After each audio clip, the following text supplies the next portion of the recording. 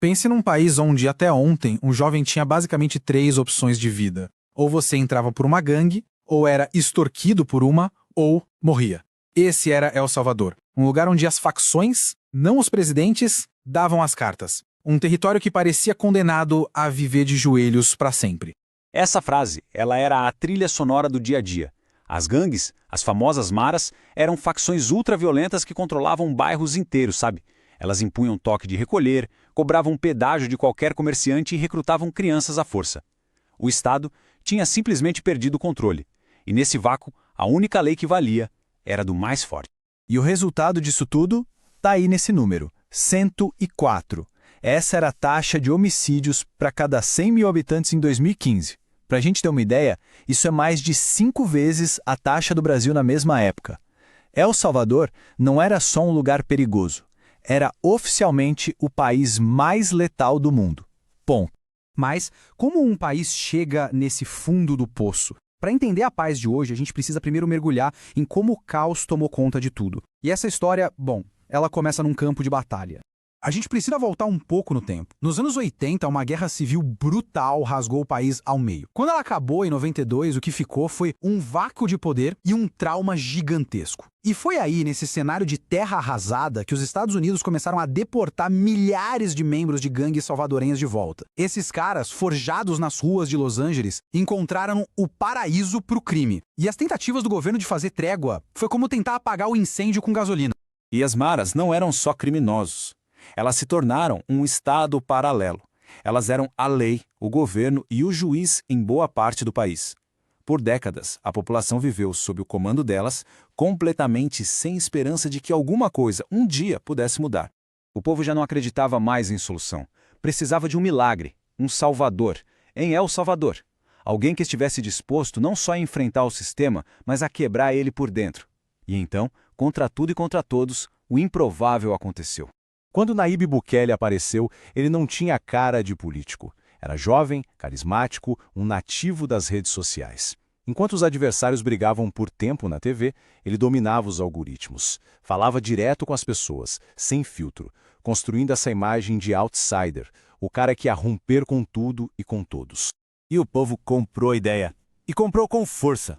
A esperança que foi depositada nele era quase messiânica, sabe? Bukele não era só um candidato. Ele era a promessa da ruptura, a única pessoa que parecia ter a coragem de desmontar as engrenagens de um sistema que todo mundo via como corrupto e falido.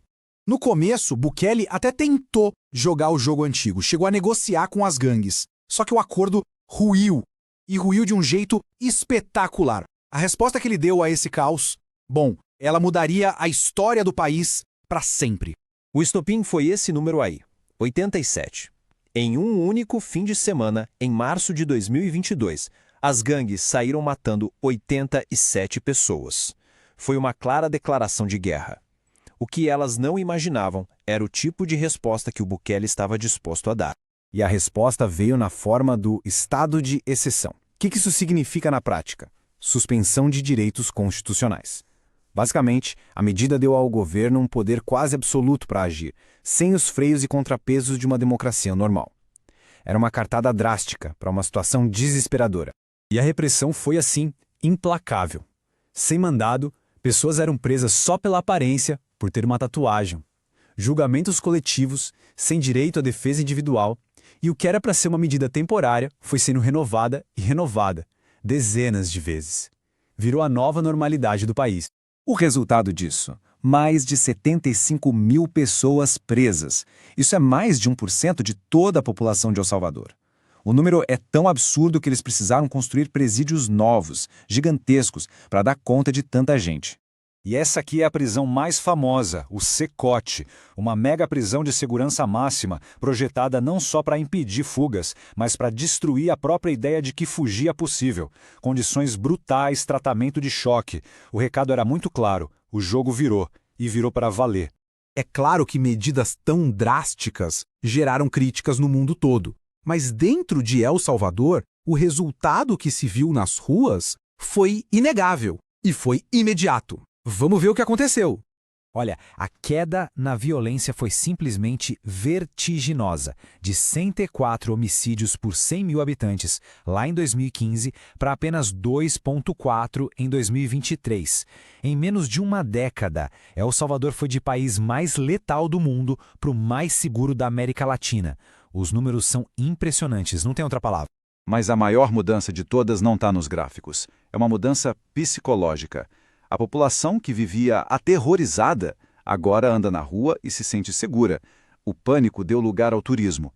Agora quem tem medo são os criminosos. Ok, a ordem foi restaurada. Mas e agora? O novo desafio é a prosperidade. E a busca por um milagre econômico levou a comparações com outro líder que também usou mão de ferro para trazer ordem e riqueza. Lee Kuan Yew, o fundador da Singapura moderna. Mas será que essa comparação faz sentido? Então, os dois usaram mão de ferro para garantir a segurança, sim, mas as semelhanças param por aí. Lee Kuan Yew focou em construir instituições fortes, uma economia aberta baseada na confiança. Já o modelo de Bukele é totalmente centralizado na figura carismática dele, com apostas de altíssimo risco como adotar o Bitcoin. Em Singapura, o poder vem do sistema. Em El Salvador, o poder vem de Bukele. Singapura não virou uma potência só com ordem. Lee Kuan Yew vendeu a única coisa que ele tinha, confiança. Ele criou um sistema jurídico sólido, atraiu empresas, investiu pesado em educação de ponta e combateu a corrupção sem dó. O Bukele conseguiu a parte da ordem, mas o milagre econômico, esse ainda é um desafio em aberto. E tudo isso nos leva ao clímax filosófico dessa jornada toda.